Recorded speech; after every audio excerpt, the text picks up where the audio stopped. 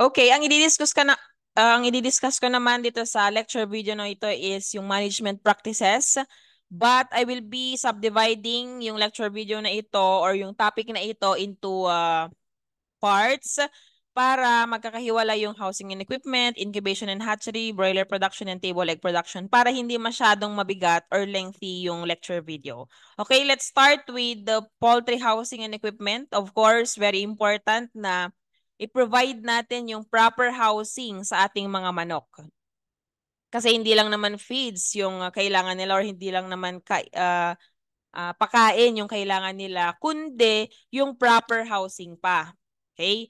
So ano yung benefits ng proper housing? Of course, protection against inclement weather. Ibig sabihin, napoprotect ng housing na yon, yung mga napoprotektahan ng housing na yon yung ating mga manok from extreme environmental conditions. Example, heat stress, sobrang init ng panahon, dapat yung housing kung saan sila naroon ay well ventilated.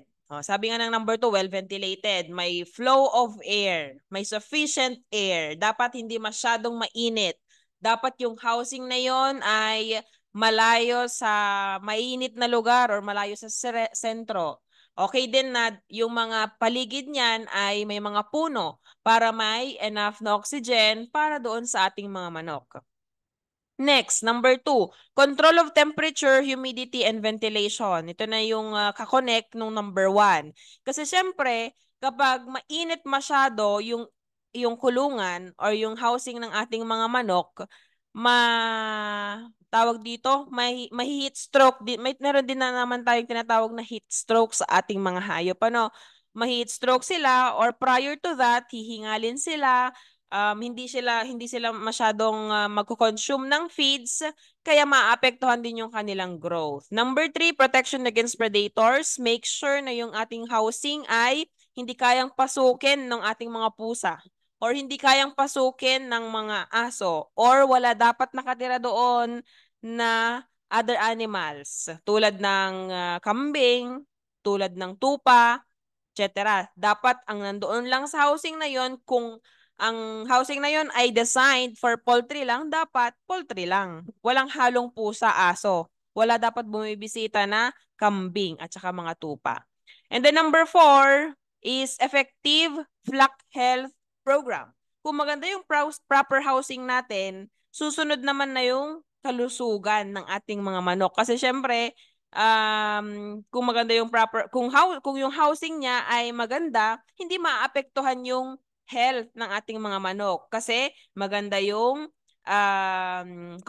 body condition nila, nakakain sila ng maayos, okay yung growth. So at the same time, systematic din yung pag-monitor natin sa kanila, pag-assess ng kanilang health condition from time to time. So okay yung monitoring, regular yung monitoring, na-check natin yung kung sino yung may sakit. E di ma-isolate natin ng maayos. Dapat doon sa housing natin, we allocate a part or we allot a certain section of the housing para kung halimbawa merong may sakit, eh di i-isolate muna natin. Or kung merong mga bagong dating na hayop, i-quarantine mo muna natin. Okay? So those are the benefits of proper housing. Ano naman yung features ng housing na dapat natin? Dapat number 1, ma-make sure natin yung comfort. Hindi lang ng mga hayop natin but also to the farm workers. Dapat comfortable ka na magpakain ng manok. Baka naman comfortable ang housing sa ating mga manok pero hindi pala comfortable yung farm worker natin doon. Baka ang sikip-sikip or baka hindi na makadaan yung farm worker na magbigay ng pakain, maglinis ng feeders at saka waters. Ganon. Number 2, floor space. Ibig sabihin, dapat is hindi crowded yung ating mga manok. Pero yung floor space, nakadepende naman yung type. Halimbawa, is that for egg production or is that for meat production? Depende rin naman siyempre sa age. Habang sila ay tumatanda, mas malawak yung floor space na kakailanganin ng ating mga manok. Number 3, economy of construction. We are talking about doon sa gastos. Kasi siyempre, kung ikaw ay smallholder farm, dapat mga light materials ang gamit. Pag sinabing light materials, ito yung mga cogon grass, nipa, yung sa bubungan, Ano pa ba? Yung mga hindi expensive na materials. Kasi syempre, ang primary purpose naman sa smallholder farm is not primarily for profit, kundi for subsistence ng kanyang pamilya. Source of food sa pamilya nila or sa household nila. Secondary na lang yung income. Pero sa mga commercial farms, because this is an intensive type of production system, edi dapat durable yung kanilang materials na gagamitin. Pero at the same time, these are expensive. So yun yung ita-take note din natin. Kung pang smallholder type ba yung i-construct natin na housing or yung i-establish natin na poultry farm, yun, i-consider din natin yon. Next is shape. Kasi baka naman, durable nga at saka expensive nga yung gagamitin mo na materials for establishing your poultry house sa smallholder farm mo, di ang mangyayari, malulugi ka din. Kasi syempre, kapag smallholder farm, ibig sabihin konti lang yung hayop na alagaan mo. Hindi rin mababawi ng mga ginamit mong expensive na materials yung magiging kita mo. Okay? Next, number 4, ship. Pero I'm not saying na yung mga cheap materials na gagamitin mo ay mabilis itangay ng hangin or mabilis itangay ng bagyo, ganyan. Make sure din na yung mga materials na gagamitin mo strong din, climate resilient din naman, kahit yun ay mga locally available na materials lang. Next, number 4, shape. Very important yung shape. Bakit? Kung titingnan natin itong dalawang drawing ko dito, in-illustrate ko, itong isa, long and narrow, yung shape niya. Ito naman, square shape. Sabi sa smallholder farm, hindi critical yung shape. Meaning, pag sinabing hindi critical, hindi masyadong tinitingnan, hindi masyadong tinitake into account yung shape ng poultry house. Kasi syempre, sa smallholder farm, konti lang naman ang inaalagaan natin. Pag sa commercial farm, dahil marami tayong inaalagaan na hayop dito, very important yung shape ng ating poultry house.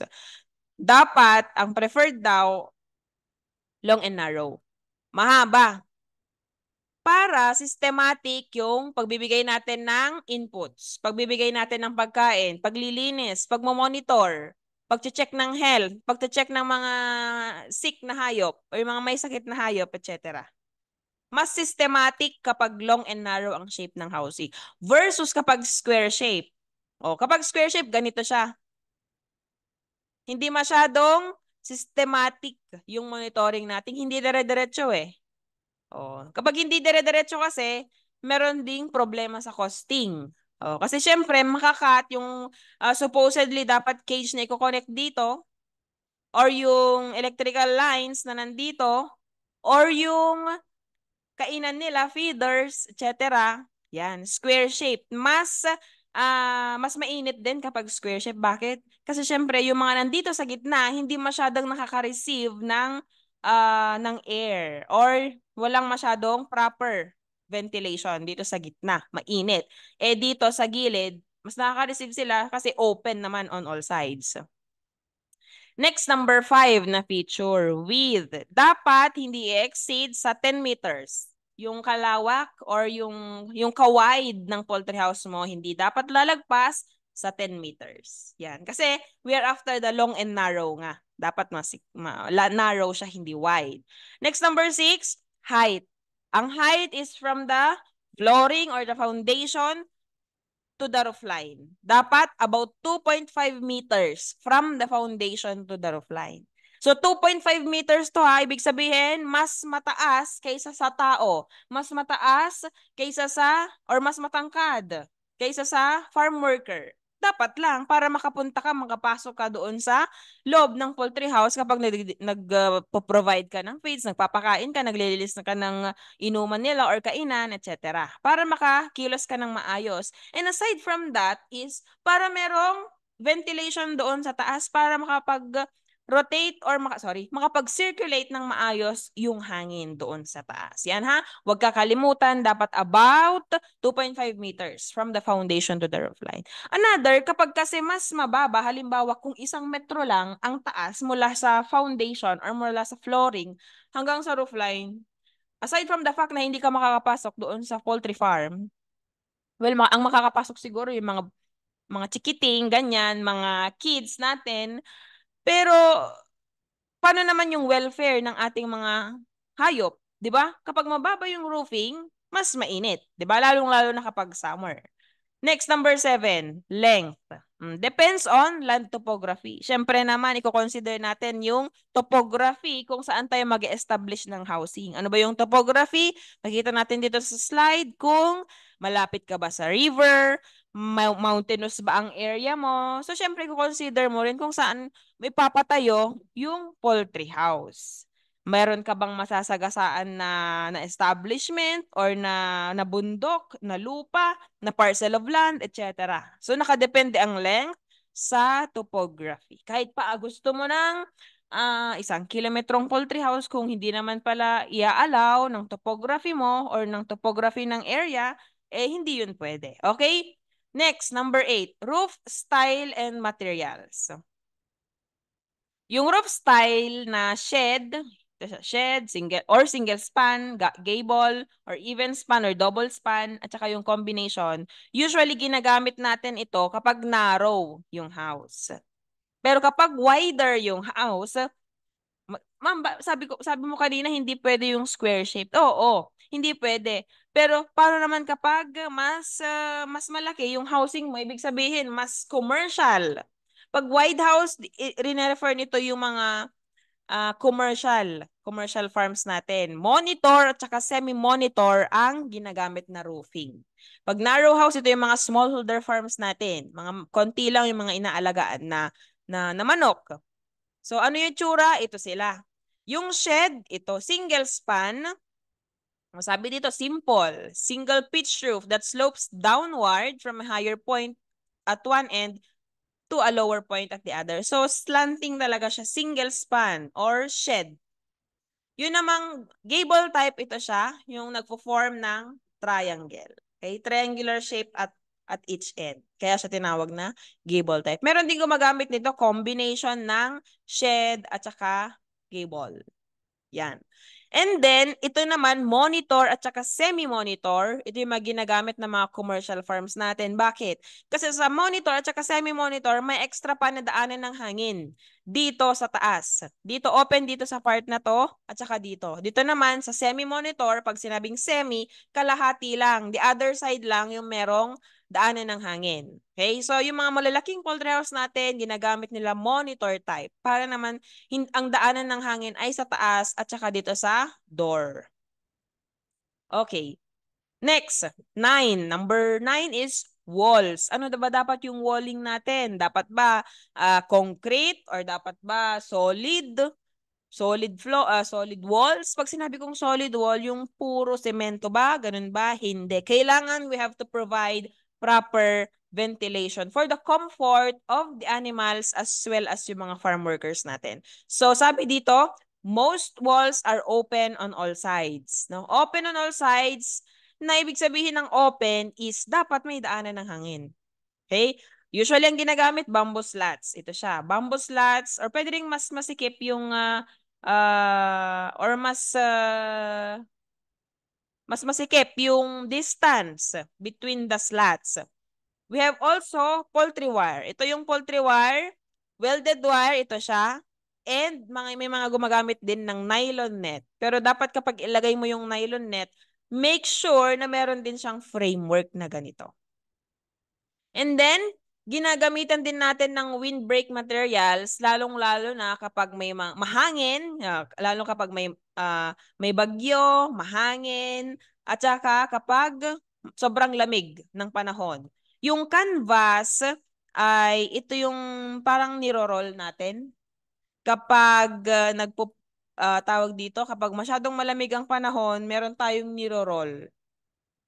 Niro-roll pataas. Depende kung saan yung position ng canvas, sa taas ba or sa baba. Kung sa taas, niro-roll down natin siya kapag masyadong malamig yung panahon. Especially kapag gabi, niro-roll down natin. Or kapag sa baba naman yung canvas, niro-roll up. Niro-roll natin siya pataas. So, yan na. Yung canvas na to is ginagamit kapag masyadong malamig yung panahon. Or during the night. Socks. Gamit din natin ng sako. Yung mga Empty feed bags natin, ginagamit din natin as windbreak materials. Ulit, para saan ang windbreak materials? During extreme weather conditions, lalong-lalo kapag malamig or may bagyo or masyadong mahangin. Next, floor type. Dapat elevated ang flooring. Ibig sabihin ng elevated ang flooring, may space doon sa baba. Kung saan nahuhulog yung mga manure para malinisan ng maayos. Dapat elevated yung flooring. At saka syempre, para hindi rin, halimbawa pag umulan, edi mababasa sa loob. Or baka naman flooded pa yung area. Okay? Dapat elevated yung flooring. Number 11, ang orientation dapat longitudinal orientation in an east to west direction. O, pag sinabing east to west direction, saan kaya yon? Yung example kaya natin doon sa nagbaksan, ano yon? East to west ba? Ang east to west dapat yung door mo, yung entrance at saka exit, facing east, facing west. Yun ang east to west. Hindi yung ang entrance mo is north at saka exit mo is south, hindi yon east-west. Sabi dito, ang longitudinal, yung pahaba niya, facing east and west. Yun yung correct. Next, farm location. Kailangan din natin i-consider, hindi pwedeng mag-establish ng farm malapit sa river. Applicable din ito doon sa baboy natin, yung mga diniscuss natin sa swine, applicable din sa poultry. So in addition doon sa na-discuss natin is of course we have to have good drainage and free from flooding. Kasi syempre kung may stagnant water doon sa ating poultry farm or doon sa kanal malapit sa poultry housing natin, ano ang mangyayari? Babahayan ng insekto, mga mosquito na nagtatransmit ng sakit. Next, number 2, far from residential areas. Syempre, ang problema dito is mainit. Sa mga residential areas, mainit. And aside from that, magkakaroon tayo ng problema sa ating mga kapitbahay. No? Lalong-lalo na kapag malakihang poultry farm yan. So if that is a commercial farm, it should be at least 1 kilometer away from the nearest poultry farm and residential areas. Number 3, good access to utilities. Ibig sabihin yan, dapat merong kang pagkakabitan ng poste ng ng wire ng kuryente. Dapat may source of electricity, may source of water doon sa farm.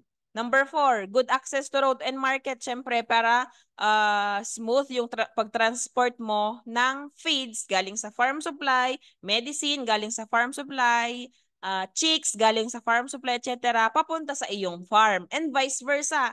Kapag magwa-market ka na, ng mga ibebenta mong manok or itlog, dapat smooth din ang transport para maiwasan yung stress sa ating mga manok, stress sa magde-deliver, at saka para maiwasan ng egg breakage. Okay? Next, number 5, no security problems.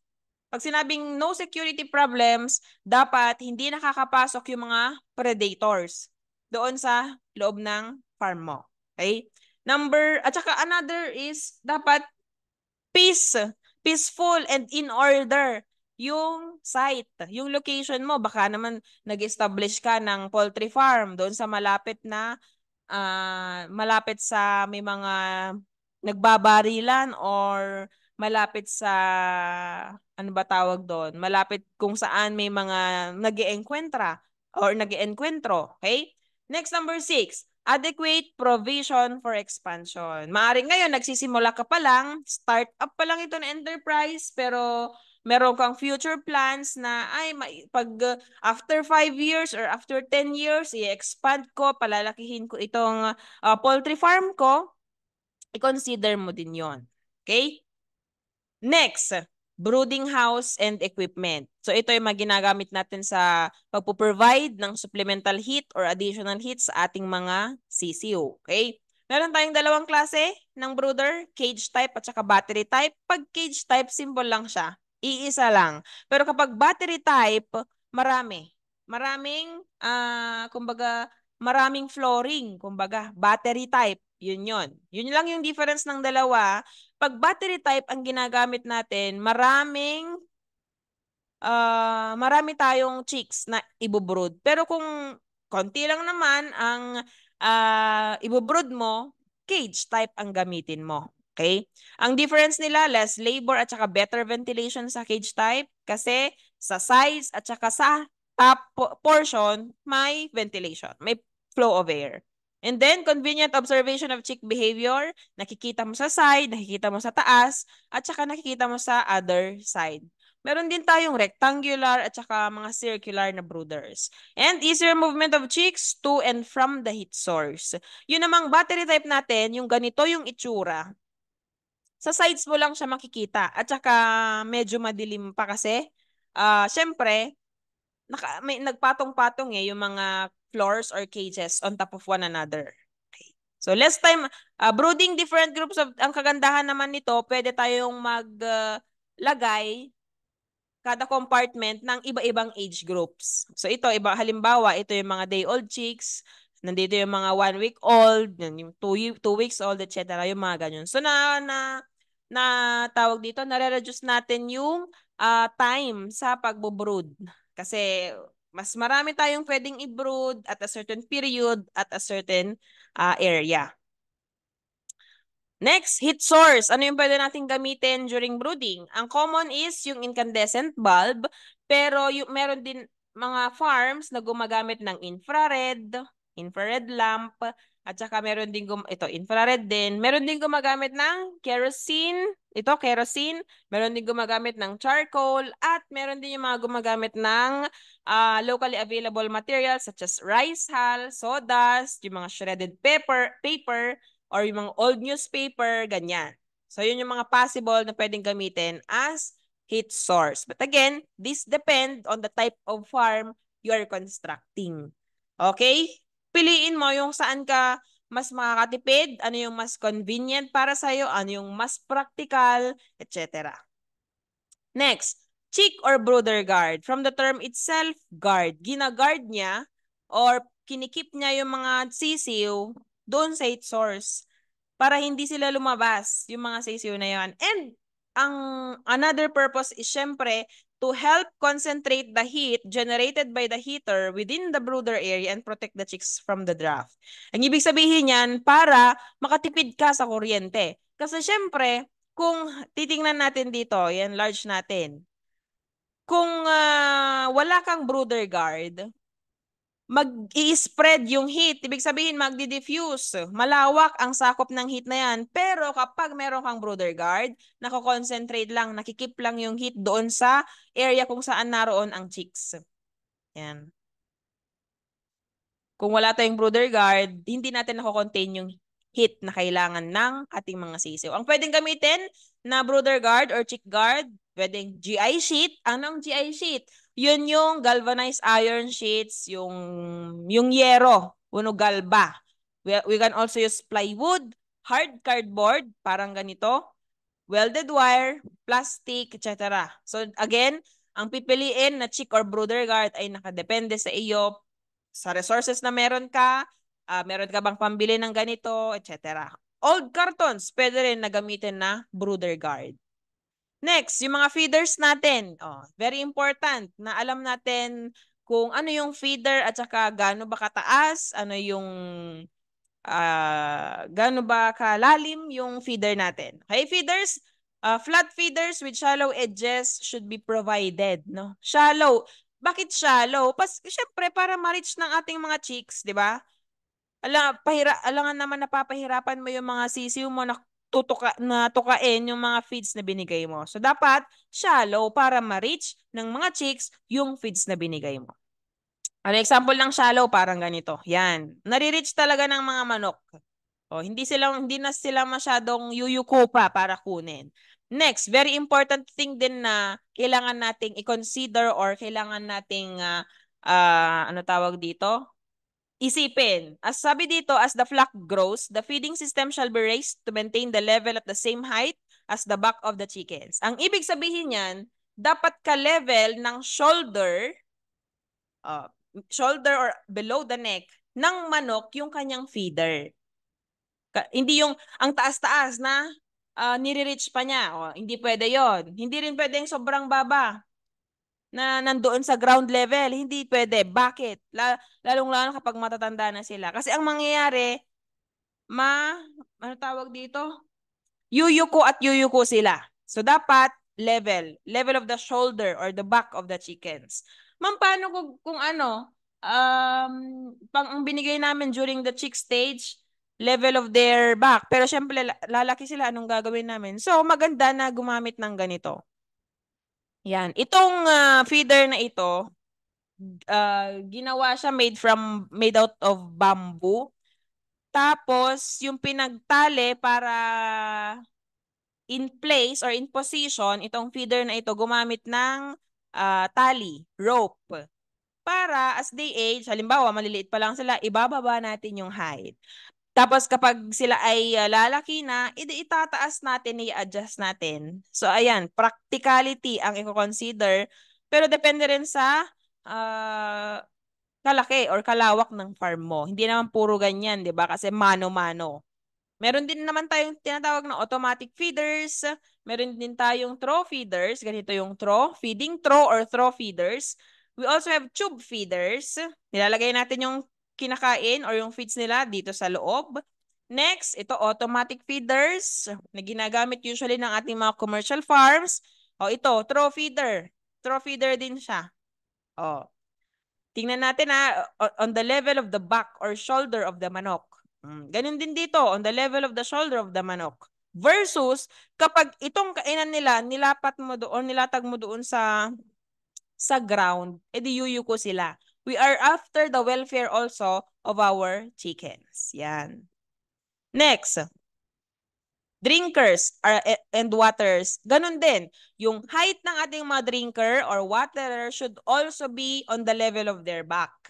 And waterers shall be spaced uniformly throughout the house. Hindi yung nasa sa iisang sulok lang lahat ng mga drinkers or waterers. Hindi mo naman pwedeng sabihin sa mga manok mo na, ay dito lahat kayo iinom. Or dito sa isang side lahat kayo iinom. Hindi naman pwedeng ganon. Bakit? Sabi dito sa guideline, no bird shall have to go over 3 meters to get water. So, ibig sabihin, evenly distributed or strategically located yung iyong mga drinkers sa cage nila or doon sa farm or doon sa housing mo. Next, laying house. So, yung laying house natin, elevated floor type din. Actually, sa lahat ng mga housing dapat ang gusto natin elevated. Para halimbawa nagkaroon ng problema, may flood or yung mga ganyan na instances, nakakaiwas tayo doon sa flooding.